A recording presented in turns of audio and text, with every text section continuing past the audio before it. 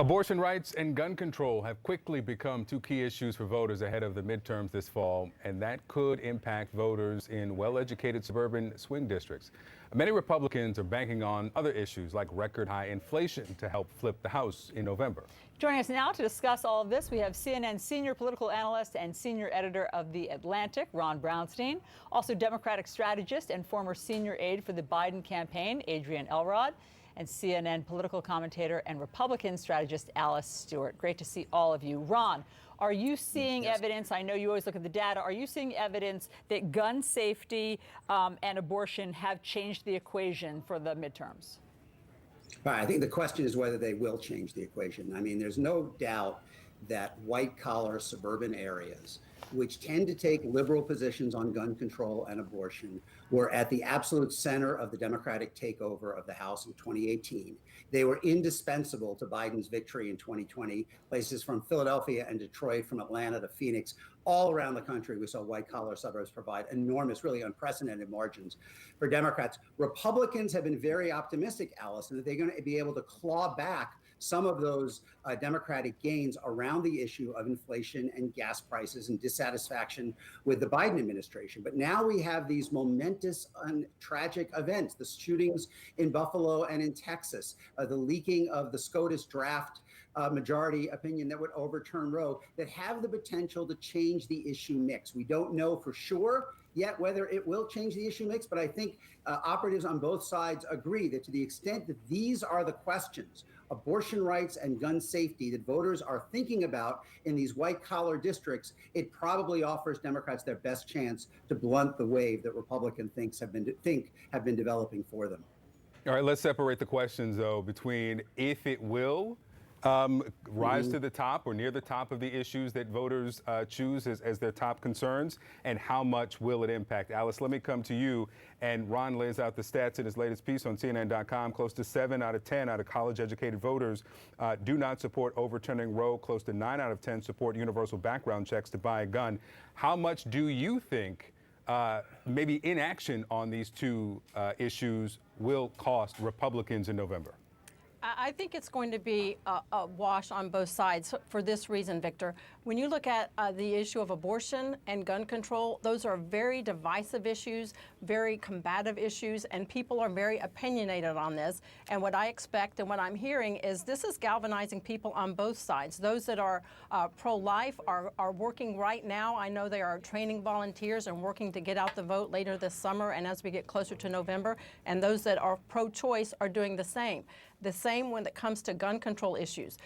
People that protect the Second Amendment rights are going to be out there working to protect that, as well as those who want stricter gun control laws. But the key motivating factor, as we often see, is inflation and economic issues. That is one that, as you just stated in the last segment, almost half of Americans are concerned about inflation and the economy. That is going to be a big factor as we head into the midterm elections. But when it comes to the key issues right now, I'm hopeful that we have progress when it comes to gun violence, and that right there I think will go a long way to making voters certainly a lot more comfortable with what our elected officials can do in a bipartisan nature in Washington. Adrienne, to Alice's point, voters do seem more energized or galvanized than they were a month ago. So here are the numbers. This is the latest CNN poll. Very or extremely enthusiastic to vote in the midterms. A month ago, 36% of Democrats said yes, they felt enthusiastic, extremely enthusiastic. Now it's 43%. A month ago, 47% of Republicans said they felt extremely enthusiastic. Now it's 56%. So it is working on both sides. How do you see this? Well, listen, my friend Alice and I agree on a lot of things, Allison, but on this one, I'm going to slightly disagree because the numbers are on the side of Democrats. When you've got upwards of 90% of the people in America supporting background checks, 92% support red flag laws. And then on the issue of Roe, upwards of between 70 and 80% of Americans support keeping Roe the law of the land. And that means that there's a lot of Republicans in those numbers. So ultimately, yes, I agree, there's enthusiasm on both sides, but ultimately the numbers are on the side of Democrats. Now, anytime the White House has control, one party has control of the White House, Senate, and the House, it does make it more difficult for that party to maintain control going into the midterms. Just historically, that's been a challenge. But, I think the goal here is to help mitigate some of these losses. And I think especially in the Senate, in some of these key races from Georgia to New Hampshire, Democrats can do well given the fact that Roe and guns are going to be two issues that suburban voters in particular are going to be focused on going into the midterms. Adrienne, let me ask you, based on some of the latest reporting we have from Manu Raju, that Senator Murphy says that Democrats aren't going to be at the negotiating table on guns forever, and Chuck Schumer could call a vote next week on some changes. What's the wisdom of calling the vote or announcing you're going to call the vote as the negotiations go on? Is this going to be another one of the votes that Democrats know they're not going to get the votes heading into it? We've seen it so many times.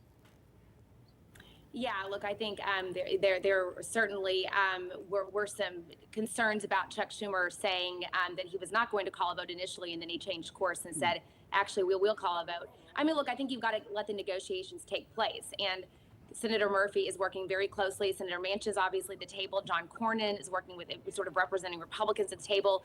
So they are quietly trying to get something done. I think they're asking for space, and so that they can try to get something to come to the table. I think maybe Schumer saying this, that there could be a vote next week, is his way of trying to kind of push the ball forward a little bit. But I think that there's so much at stake here, and I'm not sure that we can afford as Democrats to call something again to the floor without actually having a real negotiation. But I think we're getting close, and I certainly choose to be cautiously optimistic on this one.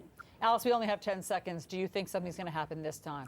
I do. I'm hearing from Republicans that they do see that this is a time where we need to take action. And the fact that Cornyn has been tasked to lead this and sees that this is an imperative time and we need to take action, I do see some change. But it does not need to only focus on one aspect. This is a very complicated issue that needs a complicated solution. And it's not just about looking at guns, but also mental health, behavioral health, single points of entry, as well as law enforcement training. That's what Republicans would like to have as part of the discussion.